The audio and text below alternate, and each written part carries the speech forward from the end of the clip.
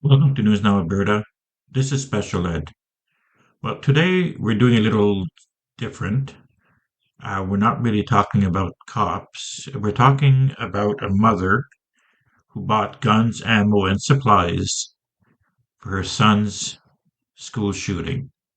A mother buys gear and ammunition for her son's planned mass shooting at his school. You see what we're getting at here? According to San Antonio PD, a mom bought ammunition, tactical gear for her son's planned mass violence at SAISD school.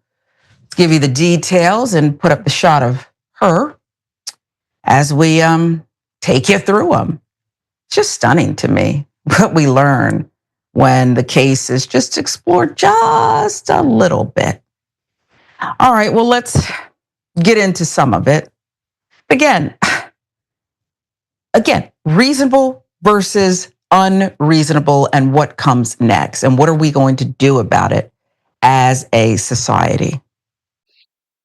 So, this Mother of the Year here basically says that she'll support anything that her son decides to do.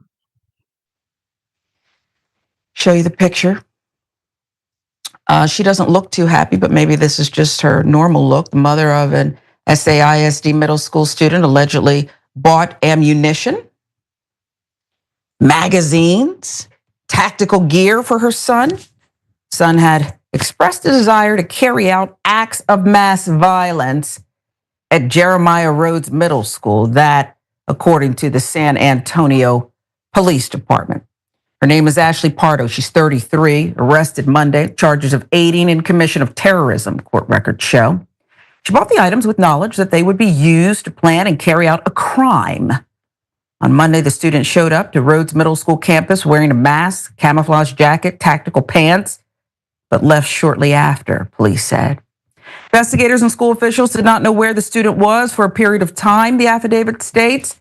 School added extra security, police officers. They swept the campus for potential devices. The student was later found off campus, charged with terrorism, according to school officials who sent parents a letter on Monday.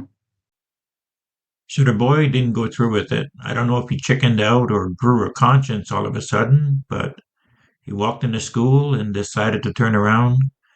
But still, bringing weapons like that to school is act of terrorism. So he gets arrested anyway. Student appeared in juvenile court Tuesday, has another hearing scheduled for later this month, indicating that he most likely remains in custody, according to sources at KSAT. On Sunday, a day before a family member contacted SAPD about items found in the possession of Pardo's son, including a rifle, pistol, ammunition, black tactical gear, an improvised explosive device made from a mortar-style firework. Family member also stated they found 3 loaded magazines and a note that had several names of mass shooters written on it. Some of the items inscribed with 14 words and SS symbols, references to the white supremacy language in previous mass shootings, detectives said. Pardo had previously been approached about her son's behavior by local law enforcement, child protective services, and school officials, police said. Pardo expressed to the school her support of her son's violent expressions and drawings and does not feel concerned for his behavior, according to the affidavit. In January, the school became aware of drawings made by Pardo's son that featured the school's name written beside a rifle and a map of the campus labeled suicide route, according to authorities. There were timestamps written on the drawing. Pardo's son was suspended in April after it was discovered he was researching the 2019 Christchurch mosque shooting on a school-issued computer. He had described a fascination with past mass shooters, the affidavit states. Pardo was issued a $75,000 bond, which she posted on Tuesday, and was released from Bexar County Jail, records show. So there's so much to unpack with this one. I'm a mother. I don't even think you have to give birth or be a mom or a dad to understand that parts of this story, if true, are certifiably crazy.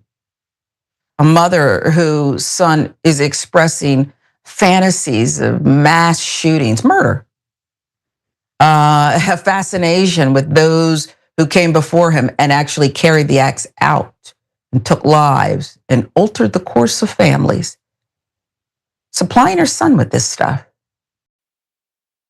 So everybody told her in advance what her son was going to do, what he was doing at school, what he was researching, what the mother approved and was behind her son 100%. And a note going home. All of this is wild, okay? It's wild. But there's something that's a common theme, Yaz, that we hear. Again, if it's true, this is just what's in the affidavit. This obsession, SS, white supremacy, this feeling out, alone. I can tell you that I found it fascinating as I was reading some more materials this morning. It's a trend, and I'm not even saying it's not true. There's this one professor whose name escapes me when it comes to white young men who are feeling put upon, hopeless, left out, depressed. It's a trend that the media, mainstream, is writing about and having guests on The View about. Again, I'm not saying it's not true, but what I am saying is Black and brown boys and men have been in crisis and trauma filled for since the beginning. And now this is some kind of trend where you're put upon, and apparently, allegedly, your mom gives you a bunch of stuff and says, attaboy, and it takes a family member to raise the red flag, but he still somehow comes to campus. I don't know where I'm going with this because I'm all over the place. I need you to kind of streamline it, if you will, but this is our new normal here. Yeah, unfortunately, in the US, it is the new normal. It's weird not to hear about a school shooting in a year. You almost wait for it, right? Like there's almost one every year for a while. And you get these kids that are obsessed with these murders. But this one here is a little different because usually the parents don't know what's going on and they get blamed for not knowing what's going on. This mother knew what was going on and decided to help. Yeah. This is a hard one to wrap my head around, right? I think it is very much what you were talking about. Like, I thought about this and I was like, what even could justify any of this? Maybe sometimes you could excuse behavior like this from a child, from a high school kid, right? You can say, oh, their brain isn't fully developed, or, they're going through one of the most emotionally stressful times of their lives in a very uncertain time in the world, whatever. But for the mom to, one, not be concerned about her son's behavior, and two, to purchase weapons for him, like, that makes no sense at all. But you are right that there is something to be said about this culture where a lot of, white males in particular, and that is the demographic that we typically see as school shooters, not always, but very often, there is this sense of helplessness and hopelessness and victimhood, right? And I don't know this mother.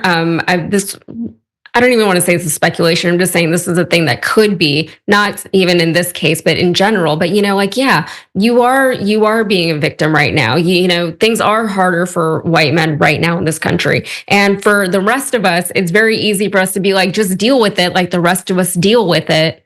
And don't make it everybody else's problems, and don't hurt so many other people while you're dealing with it. But that doesn't help the situation to just tell them to deal with it, right? Because they're not dealing with it. They're not able to deal with it. And the more that other people keep pushing them away and saying, why are you like this? I don't get it. Then, they turn to other idols, right? And in this case, this kid was idolizing other mass shooters, right? Other people who had done big things. And these people, like, it's hard for them. It's hard to, it's not hard to understand why they would idolize people like that, because these shooters, what happens after they commit their crime, right? They're on the news. They're being talked about 24/7 for weeks and worth of news cycles, right? They are celebrated by some groups of people. They're in historical records. They go down as somebody who did something, who tried something, who took control of some kind of situation. And It's just like with the other story that we were talking about. Like, what is a reasonable response to any of what's happening in the world right now? So many of us feel helpless and scared and don't know how to proceed with our lives, don't know how to plan our lives accordingly because so much is up in the air. There's so much uncertainty. But what is a reasonable response to all of that? And typically, a reasonable response would be to not hurt other people while we are seeking our own answers. But Yeah. even at that point, some people feel like, no, I have to, because that's the only way that I can get attention. That's the only way that I can make a statement. That's the only way that anyone will actually pay attention. But even when people pay attention, they seem to still not Yeah. understand why any of this is happening because it feels so senseless and it's always so sad and Yeah. you're just overtaken by grief whenever it happens every time. So the second woman seems to try to find an excuse for this, but there is no excuse. The mother knew. Family members, you know, told people about it. The school told her about it. Cops should have been called to go to the house to make sure that there's no problems. They could have searched the house for weapons. If she was any good of a mother, uh, she would have called and got her son admitted. He's 14. He can't say no. Um, you can admit him. Uh, get the son the help that he needs because he needs help. But no, she decided to just leave things go as they're going to go. And the son, with the support of the mother, decided to show up at school. Now, there's no excuse for this. Uh, People are going to say, well, bullying and all this. Yeah, but people knew in advance what was going to happen, basically, and nobody really, truly did anything about it. What do you think of this? Let me know in the comments. Please like, share, and subscribe. Thank you.